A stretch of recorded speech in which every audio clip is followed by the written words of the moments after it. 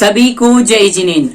मान्यवर, हम सभी लोग मिलकर के आचार्य भगवंत उमा स्वामी महाराज द्वारा विरचित श्री तत्वसूची ग्रंथ का स्वाध्याय कर रहे हैं और इस YouTube भव्योदय चैनल के माध्यम से अभी तक हमने 5 कक्षाओं में प्रथम अध्याय के 18 सूत्रों का स्वाध्याय पूर्ण कर लिया है। आइए मंगलाचरण के माध्यम से आज की कक्षा हम प्रारंभ करते हैं। चलिए मंगलाचरण के लिए सभी लोग अपने दोनों हाथों को जोड़ लेंगे। मोक्षे मार्गस्य नेतारं भेत्तारं कर्म भूभ्रतां ज्ञातारं विश्वतत्त्वानां वंदे तद्गुणलब्धये। जय बोलिए देवादिदेव 1000 राशि बड़े बाबा आदिनाथ भगवान की जय। द्वादशांग जिनवाणी माता की जय। आचार्य भगवंत गुरुवंश विद्यासागर जी महाराज की जय। परम पूज्य मुनि पुंगव सुधा सागर जी महाराज की जय। अहिंसामय विश्व जैन धर्म की जय। तो यहाँ पर वर्णन चल रहा था अवग्रह के 2 भेद, अर्थावग्रह और व्यंजनावग्रह। अर्थावग्रह जो स्पष्ट जाने, व्यंजनावग्रह जो अस्पष्ट जाने। ठीक है, अब समझते हैं कि व्यंजना अवग्रह ज्ञान कैसे होता है। तो सूत्र क्रमांक 19 की ओर हम आगे बढ़ते हैं। अभी तक हम लोगों ने 18 सूत्रों का स्वाध्याय कर लिया है। चलिए सूत्र क्रमांक 19 का स्वाध्याय करते हैं। ना चक्षुर रनिंद्रियाभ्याम, ना चक्षु रनिंद्रियाभ्याम, इसका संधि विच्छेद करते हैं। ना चक्षु अनिंद्रियाभ्याम, ना चक्षु अनिंद्रियाभ्याम। वह व्यंजना अवग्रह ज्ञान कैसे होता है? तो कहा गया न अर्थात नहीं, चक्षु अर्थात चक्षु इंद्रिय, और अनिंद्रियाभ्याम और अनिंद्रिय से, अनिंद्रिय अर्थात मन। ठीक है, वह व्यंजना अवग्रह ज्ञान चक्षु इंद्रिय और अनिंद्रिय अर्थात मन के द्वारा नहीं होता है, अर्थात चक्षु इंद्रिय और मन को छोड़ करके अन्य 4 इंद्रियों से वह ज्ञान होता है। इस बात को समझ गए ना? अर्थावग्रह ज्ञान 2 प्रकार के, एक तो व्यंजनावग्रह, दूसरा अर्थावग्रह। तो व्यंजनावग्रह ज्ञान चक्षु और मन को छोड़ करके शेष 4 इंद्रियों से होता है, और अर्थावग्रह ज्ञान मन और 5 इंद्रियों से स्पष्ट रूप से जाना जाता है। आगम में कहा गया है श्रुत स्पष्ट शब्द को सुनना, श्रुत अर्थात स्पष्ट शब्द को सुनना। नेत्र अर्थात अस्पष्ट बिना छुए ही रूप को देखता है, तथा घ्राण रसना स्पर्शन इंद्रिय क्रम से स्पष्ट गंध रस स्पर्श को ही जानती हैं, और युक्ति से भी सिद्ध है कि चक्षु आंख से अंजन को नहीं देखती, अतः चक्षु भी मन के समान अप्राप्यकारी होता है। अर्थात जब तक हम आंख से देखेंगे नहीं तब तक वस्तु के यथार्थ स्वरूप को समझेंगे कैसे? समझ गए? इसलिए जो अवग्रह ज्ञान है वह स्पष्ट क्यों नहीं होता? क्योंकि एक तो हम चक्षु से देख नहीं पाते हैं, और दूसरा मन के माध्यम से उसे समझ नहीं पाते हैं, जान नहीं पाते हैं। ठीक है, यह आ गया समझ में? चलिए अब आगे बढ़ते हैं। तो एक जिज्ञासा उत्पन्न हुई कि जो मति ज्ञान के बारे में, टोटल मति ज्ञान के कितने भेद हैं? कुल मिलाकर के मति ज्ञान के कितने भेद होते हैं? तो कुल मिलाकर के मति ज्ञान के 336 भेद होते हैं। कितने भेद होते हैं? 336, 336।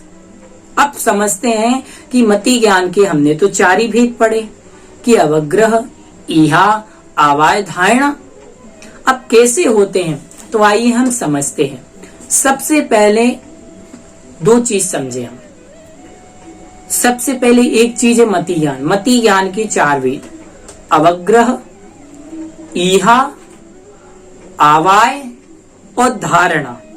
उसके बाद अवग्रह के 2 भेद, एक तो व्यंजनावग्रह, दूसरा अर्थावग्रह। ठीक है, अब इनको 2 भेद में ये बट गए।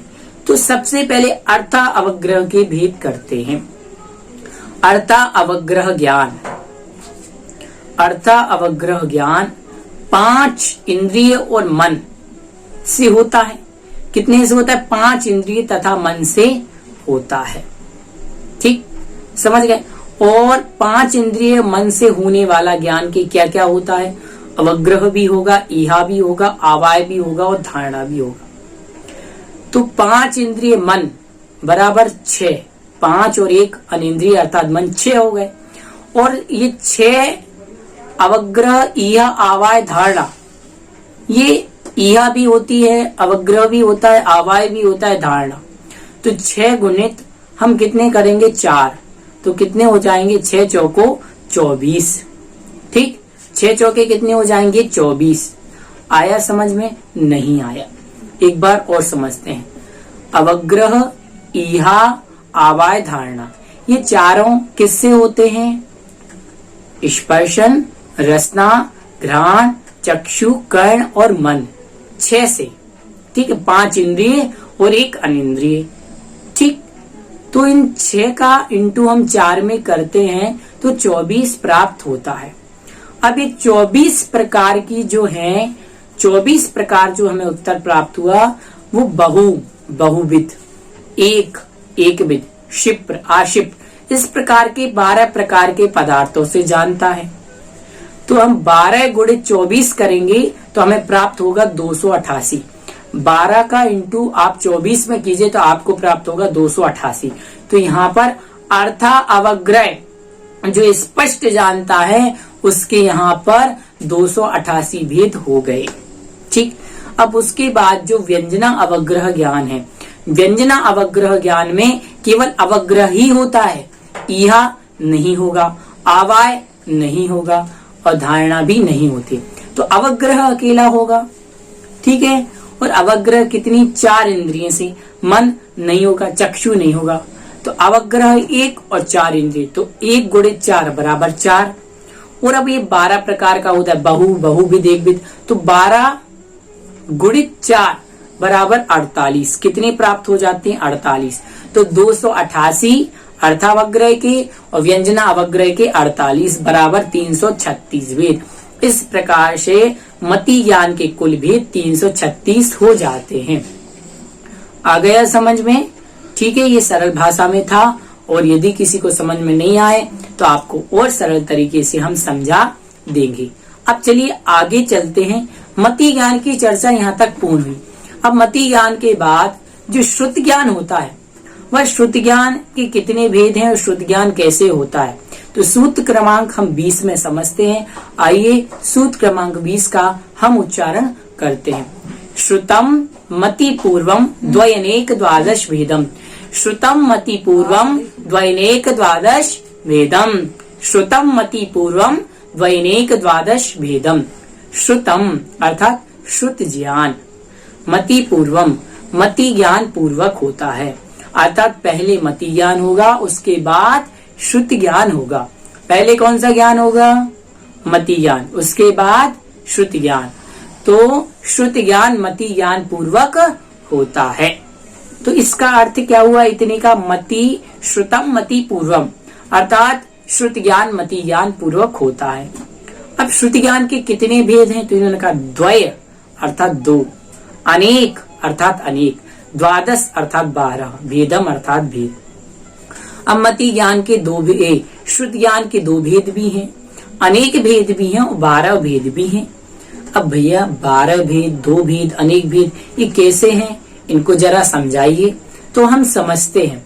सबसे पहले श्रुत ज्ञान की परिभाषा, मति ज्ञान के पूर्वक, मतलब मति ज्ञान के बाद जो विशेष जानने की इच्छा होती है, विशेष जाना जाता है, वह श्रुत ज्ञान। ठीक, अब समझते हैं 2 भेद। 2 भेद हैं इसके, अंग बाह और अंग प्रविष्ट। कौन कौन से 2 भेद? अंग बाह, अंग प्रविष्ट। अब अंग बाह और अंग प्रविष्ट क्या कहलाता है, ये समझना अत्यंत आवश्यक है। कई बार हम सुनते हैं अंग बाह क्या है, अंग प्रविष्ट क्या है, लेकिन हम इसको समझ ही नहीं पाते हैं। इसमें हमें बहुत ज्यादा क्या रहता है? कंफ्यूजन रहता है। लेकिन आज आप जो इस अंग बाह और अंग प्रविष्ट को नहीं समझ पाते हैं, आज आपकी शंका का निवारण कर देते हैं। अंग प्रविष्ट अर्थात शब्द पे ध्यान देना, अंग प्रविष्ट अर्थात गणधर देव तीर्थंकर भगवान की वाणी सुन करके, अर्थात जो गणधर देव तीर्थंकर वाणी तीर्थंकर भगवान की वाणी को सुन करके द्वादशांग की रचना करते हैं, वह कहलाता है अंग प्रविष्ट। नहीं समझे? नहीं आएगा समझ में, ऐसे नहीं आता है। आचार्य भगवंत उमा स्वामी महाराज ने इतना बड़ा तत्व और सूजी ग्रंथ लिखा, वो भी संस्कृत में, और हमें एक बार पढ़ने में समझ आ जाए, ऐसा नहीं होता। करत करत अभ्यास के जड़मती होते सुजान, रसरी आवत जात है सिल पर परत निशान। बार बार अभ्यास करने से विद्या आती है। इसलिए हम जब तक आपको समझाएंगे और जब तक आपको समझना है, जब तक हमारी समझ में ना आ जावे, तो क्या समझे, आइए वो समझते हैं। अंग प्रविष्ट, अंग प्रविष्ट का अर्थ है तीर्थंकर भगवान, जैसे महावीर भगवान को केवल ज्ञान हुआ, वो केवल ज्ञान के पश्चात उनकी जो दिव्य ध्वनि खीरी, इंद्रभूति गणधर ने उस दिव्य ध्वनि को झेला।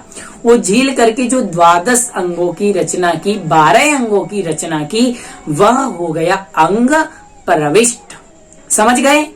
तीर्थंकर भगवान की वाणी को सुन करके गणधर देव जो 12 अंग की रचना करते हैं, वह अंग प्रविष्ट हो गया। सबको आ रहा है ना समझ में? हाँ, कमेंट करके बता देना। आगे पढ़ते हैं। अंग बाह, अंग बाह क्या है? जैसे हम जैसे आप जैसे नहीं, आप तो होशियार हो, हम जैसे मंद बुद्धि शिष्यों के करुणा करके आचार्य भगवंतों द्वारा जो लघु लघु ग्रंथ लिखे गए, जैसे कि हमारे समझाने के लिए यह श्रुत ज्ञान और उसका द्वादशांग के सामने यह हमारे लिए तत्वाशुद्ध जी है, मूलाचार्य जी है, स्टोपदेश जी है, छैडाला जी है, यह जो ग्रंथ हमारे लिए लिखे गए, हमारे समझाने के लिए हमारे ऊपर करुणा करके, यह अंग बाह्य है। समझ गए? अंग प्रविष्ट मतलब जो द्वादशांग है, अंग बाह्य जो द्वादशांग के बहिरंग अंग है, वह अंग बाह्य। समझ गए? आ गया। चलो, तो अंग बाह्य और अंग प्रविष्ट तो आ गया।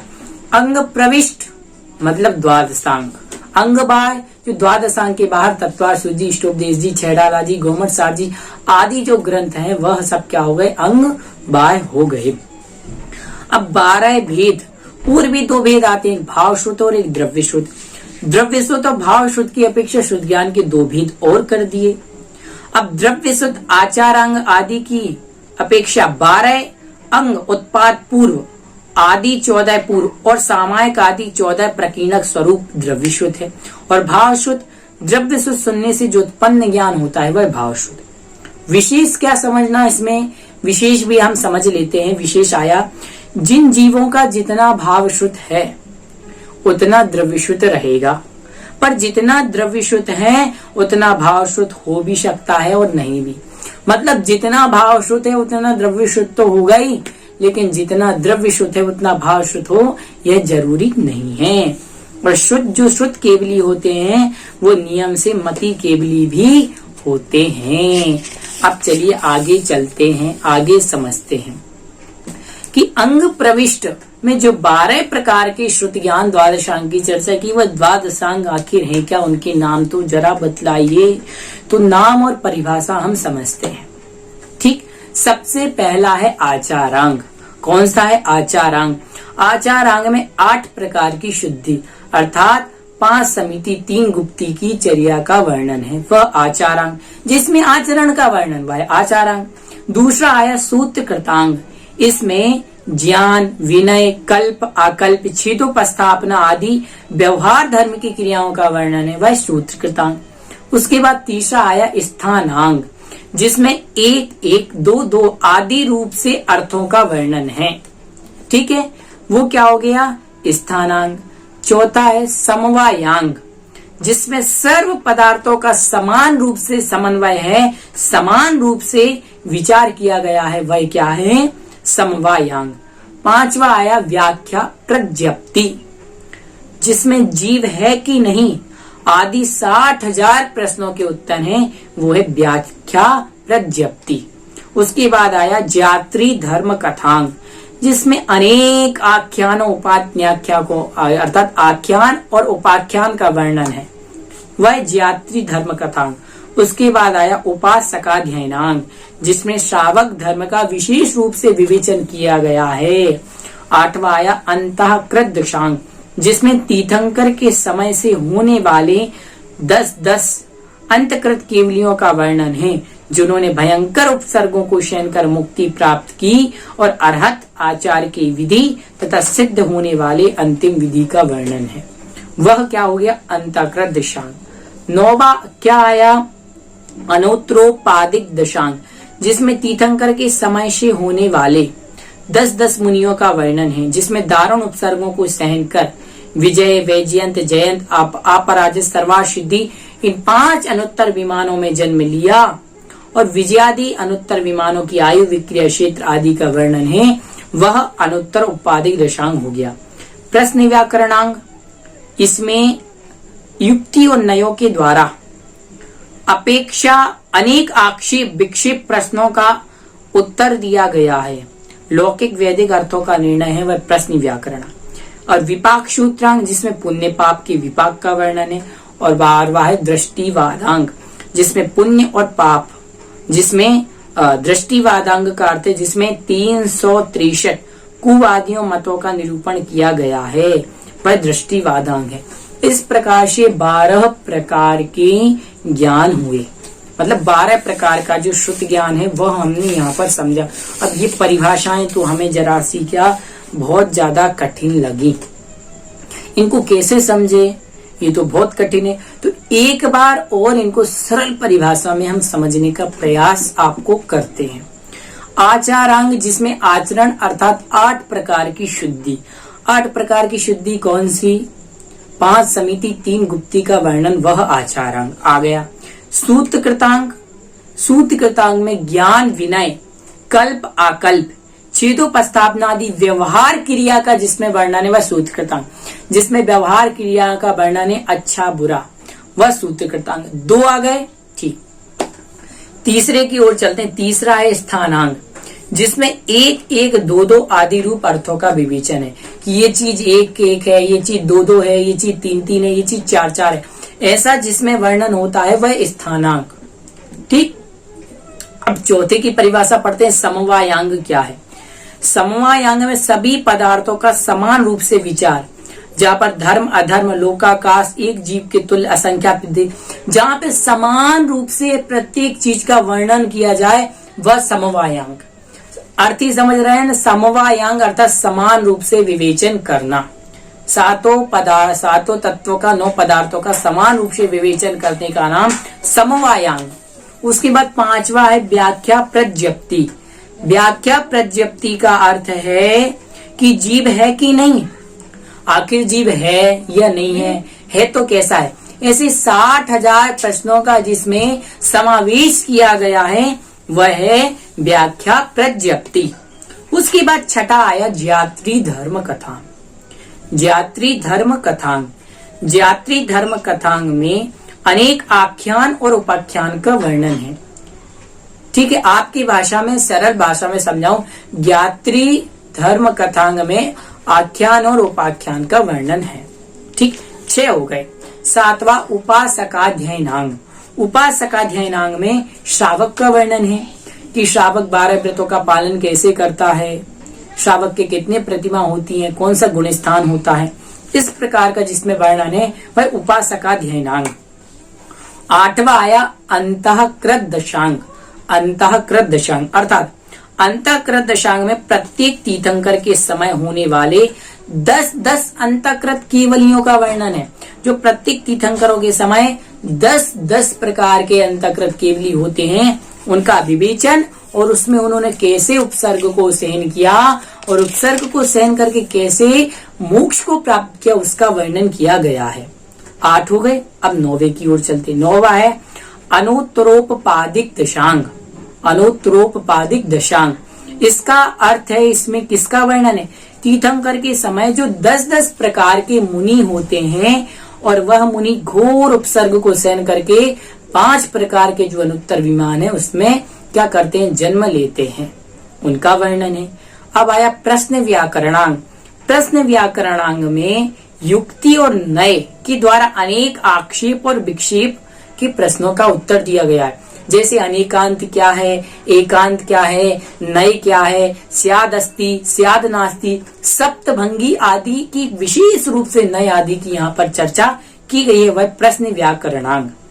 उसके बाद 11वें नंबर का आया विपाक सूत्रांग, अर्थात विपाक सूत्रांग में पुण्य और पाप के विपाक का वर्णन है। पुण्य और पाप पर विचार किया गया है, पुण्य क्या है, पाप क्या है, इसका फल कितना मिलने वाला है। और 12वां है दृष्टि प्रवाद। दृष्टि प्रवाद, इसमें 363 जो मारीच ने मत चलाए थे उन मतों का खंडन किया गया है। अब 363 मत के नाम याद है क्या आपको? नहीं। आज वर्तमान समय में हजारों मत चल रहे हैं, हजारों मत चल रहे हैं। और ऐसे ही उस समय मारीच ने 363 मत चलाए थे और 363 मतों से उन जो 363 मत चले और जो मिथ्यात्व, उन मिथ्यात्व का खंडन इसमें किया गया है।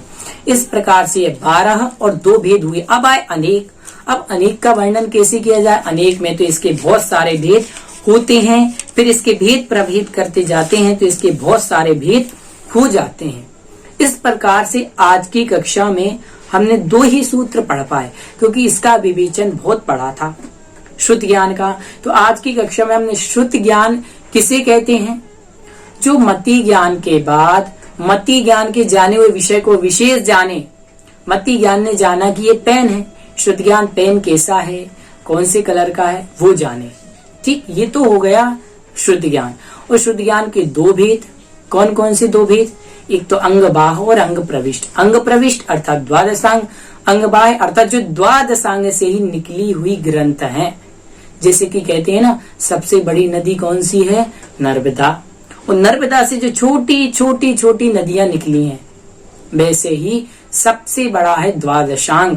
और उनसे जो छोटे छोटे ग्रंथ निकले हैं, तत्वासु जी, ष्टोपदेश जी, श्रावकाचार्य जी, वह क्या हो गए?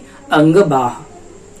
अब अंग प्रविष्ट में जो 12 प्रकार की द्वादशांग का चर्णन किया है, उसके बारे में भी हमने परिभाषा सही समझ लिया है। इसके बाद यदि किसी की और शंका उत्पन्न होती है, प्रश्न उत्पन्न होता है, तो वो आप हमसे पूछ सकते हैं। ठीक है, तो आज की कक्षा में इतना ही।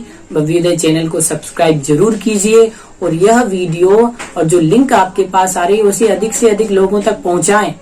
और ऐसा नहीं कि आपको हम वीडियो भेज रहे हो, आपने सोचा यूट्यूब पर आई और हम तो इसको कभी भी अध्ययन कर सकते हैं, ऐसा नहीं करना। दिन में अपना एक समय निश्चित बनाइए। ठीक है, अपना दिन में समय निश्चित बना लीजिए कि एक दिन में हमें एक वीडियो पढ़नी ही है। और मैंने एक बार पढ़ा दिया, आपने एक बार पढ़ ली, उसके बाद ऐसा नहीं है कि फिर अभ्यास नहीं करना, एक बार में ही सब आ जाएगा, ऐसा नहीं है। आचार्य धर्मसेन महाराज ने देखा कि जब जैसे जैसे विद्या क्षीण हो रही है, लोगों का क्षमता कम हो रहा है, तो फिर ये ग्रंथ लिखना प्रारंभ किया। और आज हमारी स्थिति ये है कि हम 10 बार 50 बार सूत्र को पढ़ते हैं और 5 महीने बाद फिर भूल जाते हैं। तो बार बार इसका अभ्यास करना है, बार बार पढ़ना है। अब सभी को एक मैं बहुत अच्छा गृह कार्य दे रहा हूँ। गृह कार्य पहला तो ये है, सब अपनी कॉपी उत्तर पुस्तिका पूर्ण कीजिए, उसमें प्रश्नोत्तरों को लिखिए, जो मैं परिभाषाएं नोट्स बताता हूँ उनको लिखिए, जो प्रश्न क्विज आदि भेजे जाते हैं उन्हें भी आप नोट कीजिए, पहली चीज। दूसरी चीज, जो चीज में आपको यह आपने अभी तक, आज हमने 20 सूत्र पढ़ लिए, 20 सूत्र याद करके उसका शुद्ध उच्चारण की ऑडियो या वीडियो रिकॉर्ड करके, हो सके तो वीडियो शुद्ध वस्त्र पहन करके रिकॉर्ड करके हमारे लिए भेजिए, ताकि हम भी देखें आपने कैसे उच्चारण किया है। उसके बाद इन सूत्रों को लिख करके भी भेजिए हमें कि आपने लिखा भी है, उसको अच्छी तरीके से लिखा है या नहीं तो लिखने में भी गलतियां त्रुटियां हो सकती हैं। इसलिए लिखना भी है, पढ़ना भी है, चिंतन मनन भी करना है। ऐसा नहीं होगा कि क्लास पढ़ लिया और काम चल गया। चलिए, तो आज की कक्षा में इतना ही। अगली कक्षा में फिर आगे स्वाध्याय करेंगे। तब तक के लिए सभी को जय जिनेंद्र।